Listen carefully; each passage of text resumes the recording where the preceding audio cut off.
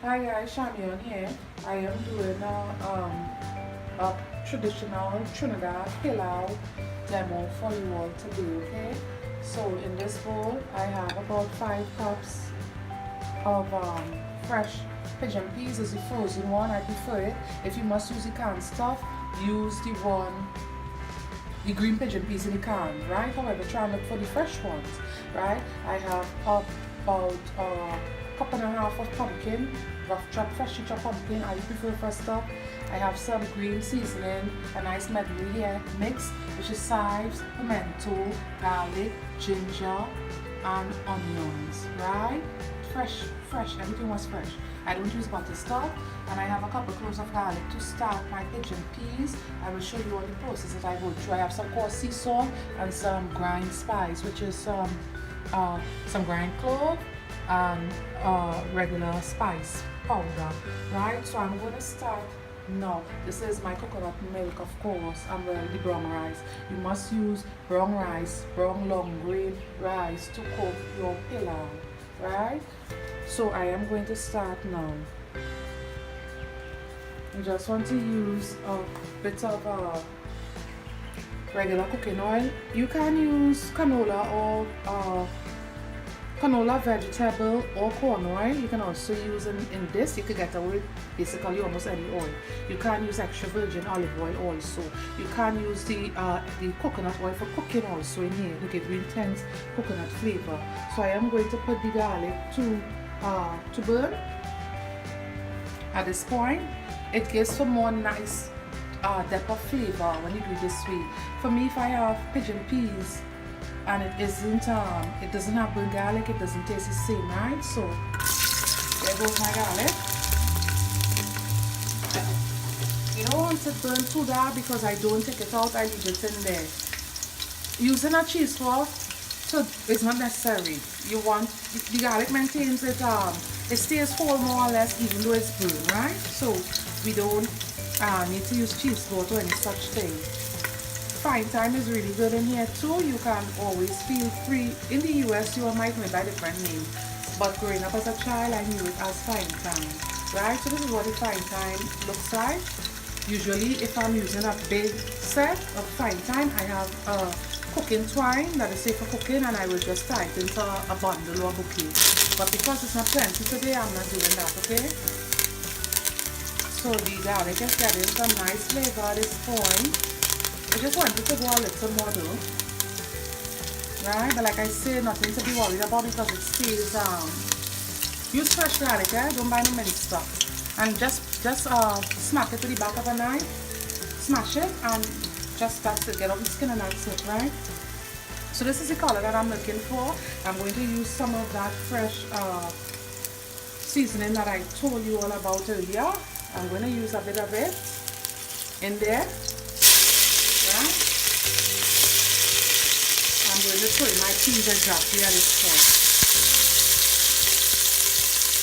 Remember the start of the demo, I told how much peas it was. This what I'm doing here can also be used for cooking pigeon peas without turning it into a pilau, you know. A great starter for pigeon peas. Right? So you just want to give it a stir. If it's frozen, take it out of the freezer before time. It is important, but it will help you be safe in the kitchen. You don't know I'm big on kitchen safety, because if you put it in here and it's frozen, you run the risk of oil being splattered all over. And you know, oil, when it's hot, what happens, right? So don't take that chance. Just let everybody get coated nicely for a little while. I am going to add the sea salt. At this stage, I'm going to add the sea salt. The thyme is already separating off the stem. The smell is just lovely in the kitchen. So I am using coarse sea salt today. Sometimes I use iodized salt, sometimes I use kosher. It all depends, right? But today I am using coarse sea salt. It is my preferred salt of choice for prepping. Can't use it in final stage of your cooking because it's coarse.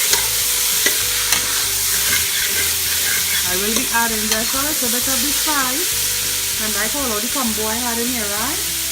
That's for more flavor, more Caribbean flavor. If you are accustomed to cooking pilau and you haven't cooked it with spice, try it with spice and you wanna love it. You will not cook it ever again without the spice. There's something the spice does to it.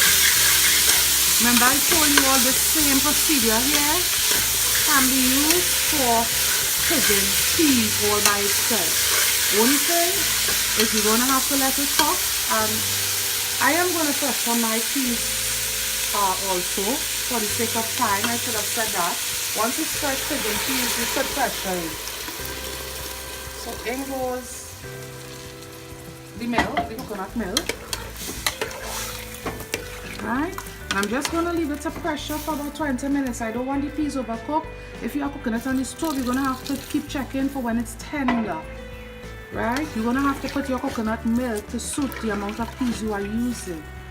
So I don't want it to overcook it, and it's going to have a little bit of crunch in it still because it has to go into the pot for pilau. Right? So at this stage is where I cover it up and I let it get tender, the peas, and then I start with the stewing of my chicken and all of that. So this first step here in this pilau, this Trinidad and Tobago pilau, is this first step can be used for pigeon peas, stew pigeon peas, right? This first step, nothing else. So this is how we start our pigeon peas here in Trinidad and Tobago, okay? So guys, this is Shamiya and I am putting together the pilau, right? So I'm going to stew the chicken now. You will see, some of you for the first time, how we stew chicken in Trinidad and Tobago. When we say stew, it's a formula used, put together using sugar, it being caramelized, and with bite-sized pieces of seasoned chicken. It could be frozen or fresh chicken. By fresh in Trinidad here, we are able to go to the chicken depot and buy chicken that is freshly prepared. So in here, for that green seasoning, you will need shadowbenny, right? Chive, onion, ginger, pimento, and garlic. Right, that is what you will need. Do it ahead of time and let it marinate for a bit. If you could have it marinate for about an hour, that is good. That would be perfect, right? And of course, you're gonna need salt in it. I use, of course, sea salt. So I'm just gonna start the process of stewing it now, right? So in a hot pot, you will need a couple tablespoons of vegetable oil. I'm using vegetable oil, right? Remember the chicken have fat on it. For those of you that don't like skin, have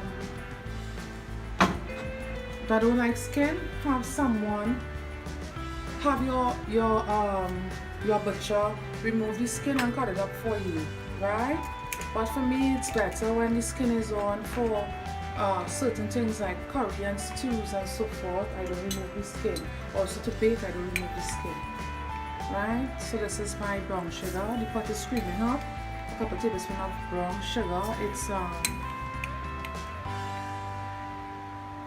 right, the brown sugar, the color of it is really clean and nice. I'm just gonna use one more, so that was 4 tablespoons, okay? See the color of it, really nice. Our brown sugar here in Trinidad doesn't look like the sugar they get in America. The one they have in America looks moist, ours doesn't, right? They call it in America pop brown sugar, right? So that's how ours here in the Caribbean, this is how it looks. Don't let it burn too much, because if you let it burn too much, you know what will happen? You'll end up with very dark meat, and the taste is going to be bitter. You're not looking for that, right? So remember, don't let it go too much. Make sure you don't have any kids and thing around. And I tell you something now in advance, if you are a clean person like I am, and you like hygiene and things, you like your kitchen clean, this is going to cause a great bit of splatter once you train the chicken. So remember, I told you all that, right? So be careful too, and it burns really bad. So this high pot is lovely, right? You can have the size if you don't want to do it in a shallow pot, because once the sugar caramelizes, you know how caramelized sugar are. It's like literal adhesive or glue to anything it comes into contact with. See what I just said? Look at what it's just holding onto the spoon. It's not going to move. right? So I just wanted to say that. Don't be intimidated for those of you that never tried stew chicken. There is also what we call browning here. It's a process in which they get the sugar caramelized and they bottle it, right? Most times with the browning they don't use oil, right? Because they use it for different things, be it like traditional Trinidad and Tobago black cake and so forth, so they don't add oil, right? But when we are making stew chicken at home, we add oil. Gives for a lovely flavor. Burning of garlic and these things isn't necessary at this point. I just want to move away a little bit, not too far. Also, this is the same way they do, this is the same way they start up for a curry stew. What do I mean by curry stew? They're going to do the same method and add a couple tablespoons of curry powder, and there you have a curry stew. They may, with the chicken or whichever meat of your choice, they may add coconut milk also, right? A lot of meats, like what we call wild meat here in Trinidad and North America, isn't a lot of game meat, and they will cook it the same way more or less, right? So this is what you are looking for. You are looking for it to, but this is not the texture you want. No, you're gonna see when I reach the texture. I will tell you all when we reach that point. It's gonna be foaming, of a foamy consistency when we get to where we want it to be, right? It's just a bit of patience at this stage. It isn't anything hard or to be intimidated by. I would not suggest children cook it. I will not say that, because that would make it unsafe, right? It make me be in the wrong for saying it's so easy that even a child can cook it. We don't want children dealing with caramelized sugar of any kind. It's very bad. It's posing a burn risk, right? And the worst of burns when the sugar is caramelized, right? So don't have your kids nearby and so forth. Get them out of the kitchen when you are caramelizing sugar, right? It also makes a lot of noise too. So if you have the older folks that might be a little, some of them, they are startled, them and toddlers when they hear noise. So be careful, because you're going to hear the noise it's going to give off once the chicken and so forth hit it, right? So if you are stewing and you have senior folks that can't cope with noise, tell them beforehand, I am stewing, it's going to make a sizzling noise, right? Little things like that makes a difference. You see it's starting to foam. This is what I was saying we should have before we think about adding it. We don't want it too dark, we don't want it too light, because from here on I will not be adding any more browning or coloring into it. So you want to have a nice color, right? Sometimes I put water ahead of time in there. Today I wouldn't do that. So that is the noise that will literally testify a lot of hope. You see that, sir? You might have people asking really like, what's that? But it is worth it every time. So just want to coat it. Make sure it's well coated, right? Don't worry about some of them looking pale, because once we cook, we will have lovely caramelized color, okay? So don't worry about it looking pale and so forth. It may even look yellow because of the flash that I have going. I did not add curry in here because this is a starter for Trinidad and Tobago stew chicken. So there is no curry in here. It isn't a curry stew. It's traditional stew chicken. It's the first step for making pilau. If you want to use any other meat, you feel free to use the same method doing this for your pilau, which is stewing your meat first, right? So this is traditional way, right? I'm going to let it go for a couple of minutes before I add water to it, right? So this is the starter, guys. Nothing hard. I will be adding coconut milk in it. Just wanted to get a little bit of color first before you add any big amounts of liquid in there. I'm going to put in a hot pepper. I believe it's a Scotch bonnet pepper. So I'm going to add it in now for flavor. Remember the kids, when you are using hot pepper, this is like really hot. Remember the kids and the senior folks when you are using hot pepper, but it gives a lovely flavor in the pilau, right? Right. So just remember them, be mindful of them. What happened, you don't want to burst. The seeds is what's really hot, right? In these peppers. So get it in there. I will not be pressure cooking the chicken, even though it's my pressure cooker pot that I'm using. I will not be pressure cooking it. So I'm just going to add some coconut milk at this stage. So I will add some coconut. You, remember at the beginning I pressure cooked the fresh pigeon peas in coconut milk, right? So it's optional to add it at this stage or not, your pigeon peas, but I will still let your chicken do some cooking, because remember the peas is already cooked. You don't want it to lose. And there's a rule with pilau here in the Caribbean. It's spelled P-E-L-A-U,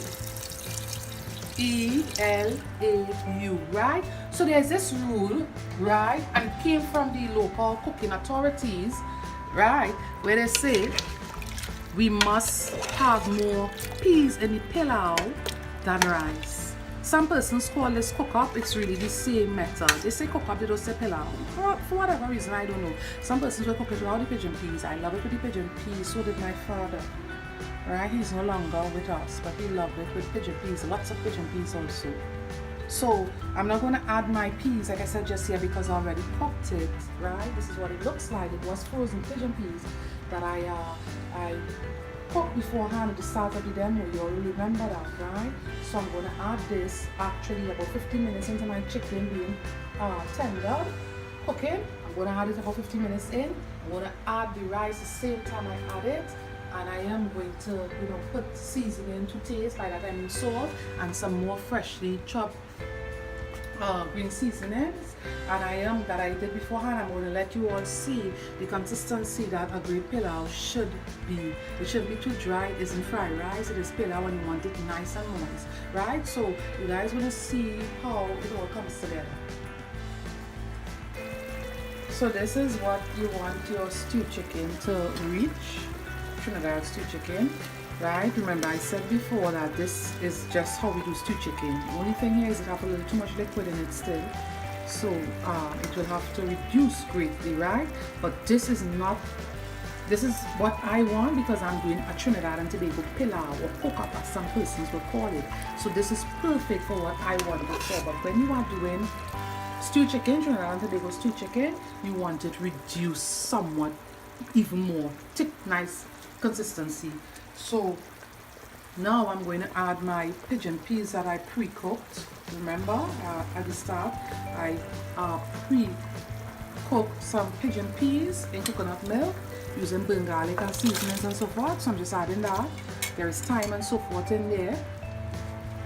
Right?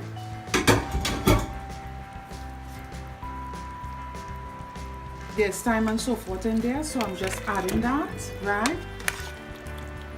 And I'm going to add now my rice. You have pepper, watch out for it. You don't want it to burst if you have kids and people that can't tolerate pepper eating, right? You just want the flavor. I'm going to add my long grain brown rice that I pre-washed. I know a lot of persons don't wash their rice before they cook it, but I wash it, right? It's pre-washed, as I said. Remember, you want more peas and rice when you are doing a good pilau, Trinidad and Tobago pilau or cook up, right? This is a colander that it's in. So over the sink colander. Right, so you just want to give everything a good mix. And we don't have much cooking to go from here, because the peas is cooked, the chicken is cooked. All we want happening is the rice to be cooked. You don't want any crunch in the rice whatsoever. You want to make sure that it is not too soft but not too hard. A nice texture, a nice balance of the both is what you are looking for. And like I said, you want to leave some moisture in your pilau. It isn't dry rice, so you don't want it dry. Okay, so I'm just going to add a bit of more of my freshly chopped seasoning. When you're making the seasonings, reserve some for now, right? Don't add all one time, because sometimes during cooking what happens is the seasoning tends to lose its flavor, right? So this is this is what we are looking for. You see the color of it, it isn't too dark. I don't like my pilaus too dark. There's a pumpkin that I used in the peas earlier. I like to see everything coming through nicely as it is here. Sometimes when it's too dark, you can't tell apart what is peas, and it's just it's not nice when it's too dark, when you let the sugar caramelize too much. Some persons will add frozen peas and carrot in here. I won't. And some persons will also add frozen whole kernel corn in there. I won't. Right? I won't in this demo at least, but you can do it. Feel free to add it, right? Also, it is important that you add coconut milk. If I didn't say that before, there is a lot of nice, you see the gloss that I have? This is what you want. So I will not be adding any cooking butter. In Trinidad here, we use cooking butter. It's of a reddish, orangish color. I don't cook with cooking butter whatsoever, so I will not be adding any. I will not be adding any tomato ketchup either, because I don't cook with those things. For no particular reason, I just prefer my food without those things. So if you want to, you are into it, I wouldn't suggest it, doing it my style. Maybe I'm cooking this pilau, but if you want to, feel free. Some persons will also have it with the tomato ketchup after it's cooked. I won't, right? So this is what we are looking for. It's going to be just lovely, I could tell, right? Watch out for that hot pepper. Be mindful. Remember to add ground spice in here, like nutmeg, and the regular spice, the traditional spice. Cinnamon and thing, no, not those things, but regular spice and nutmeg. Some clove would be lovely in here also, right? So this is what we are looking for. This is the texture until it's finished cooking, right? But please watch your rice, monitor the rice, right? Alright. So this is the final product. This is the texture that my preferred texture. I don't like pilau too dry, so you'll see moisture in there. This is how I prefer pilau. The rice isn't overcooked by any stretch of the imagination. It's just perfect, right? So to garnish, I'm just going to add some parsley, freshly chopped parsley. If you don't have it, use shadow benning. I'm adding like a lot because it's gonna wilt. You all know fresh greens wilt. It's seasoning, veg, anything, it always wilts down. So very little bit, and just give it a toss. Right? You could also add some freshly chopped pimentos additional in there right before you turn off your stove. Right? Here is a hot pepper. It is still intact, so we made it to the end and it didn't burst or anything like that. Right? It is still intact, but we will have nice pepper flavorings in there. Nothing flavors pilau quite like nice hot pepper without it bursting apart totally. So I'm just gonna play to show you all what we have. And when it refrigerates, you know, a lot of us refrigerate pilau or cook up Trinidad pilau. It's much nicer when it refrigerates. So when you leave it with the amount of moisture like I did, it isn't soft. I want to repeat that. When you leave it with the amount of moisture like I did, what happens is when you microwave it, because really nobody hots food on the stove anymore, I believe. So when you microwave it, you don't end up with too dry pilau. It's one of the reasons I like it. It's also very nice too. It's just nice. It's not like you're eating fried rice. That should never be the goal with pilau, you know. So I'm just gonna plate some to show you guys. It smells just amazing. The coconut milk, the spices, everything is coming through, right? And at my home, I don't ever make cooked pilau without serving it with coleslaw, right? So I did a coleslaw earlier, and I am going to get the coleslaw, and I have some elements of a